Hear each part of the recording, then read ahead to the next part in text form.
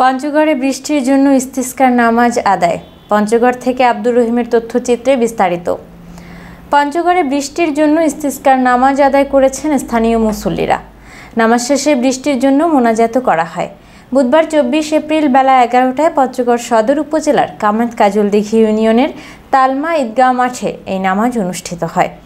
নামাজ শেষে সকলেই আল্লাহ পাকের দরবারে মাফ চেয়ে এবং তীব্র গরম থেকে মুক্তিসহ বৃষ্টি চেয়ে কান্নাকাটি করেন স্থানীয় মুসল্লিরা। ইস্তিসকার নামাজে ইমামতি করেন চট্টগ্রামের ফটিকছড়ি জামিয়া আরাবিয়া ইমদাদুল উলুম মাদ্রাসার প্রধান মুফতি মোহাম্মদ আইয়ুব বিন কাসেম।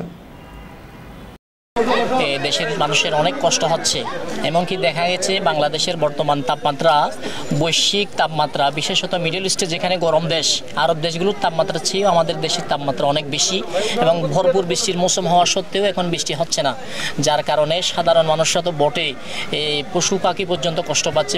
মহান আল্লাহ তাআলার দরবারে বৃষ্টির জন্য কায়েম অনুবাক্যে দোয়া করলাম। আমাদের প্রিয় রাসূল সালাতুল ইস্তিসকা আমাদেরকে শিক্ষা দিয়েছেন, এর মাধ্যমে আমাদের নিজের ভুল ত্রুটিগুলো, নিজের গুনাহের জন্য আমরা আল্লাহর কাছে মাপ চাইলাম। আমাদের অপরাধের কারণে হয়তো আল্লাহ তাআলা আমাদেরকে বৃষ্টি বন্ধ রেখেছেন। আল্লাহ তাআলা যেন রহমের বৃষ্টি দান করেন। আমরা আজকের এই 4 নং কামাত কাজলদিঘি ইউনিয়নের সকল মুসল্লিদের নিয়ে এই তালমা ঈদগাহ মাঠে তালমা ঈদগাহ কমিটির আয়োজনে আমরা এই সালাতুল ইস্তিসকা নামাজ এবং দোয়ার আয়োজন তারা করেছেন, আমরা অংশগ্রহণ করেছি।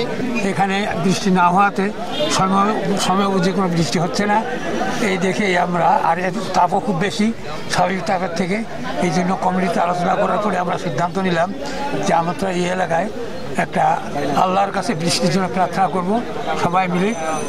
এই এলাকায় পাশে নদী থাকার কারণে পানি যেভাবে শুকিয়ে যাচ্ছে, তাতে কৃষিকাজের চরম বাধাগ্রস্ত হচ্ছে, ক্ষতিগ্রস্ত হচ্ছে।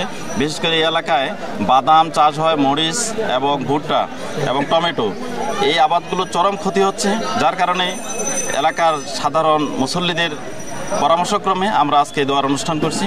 আমরা বিভিন্ন জায়গা থেকে লোকজন আমাদের দোয়া অনুষ্ঠানে অংশগ্রহণ করেছে। এই জন্য ঈদগাহ কমিটির পক্ষ থেকে আমরা সবাইকে আন্তরিক ধন্যবাদ, মোবারকবাদ জানাচ্ছি।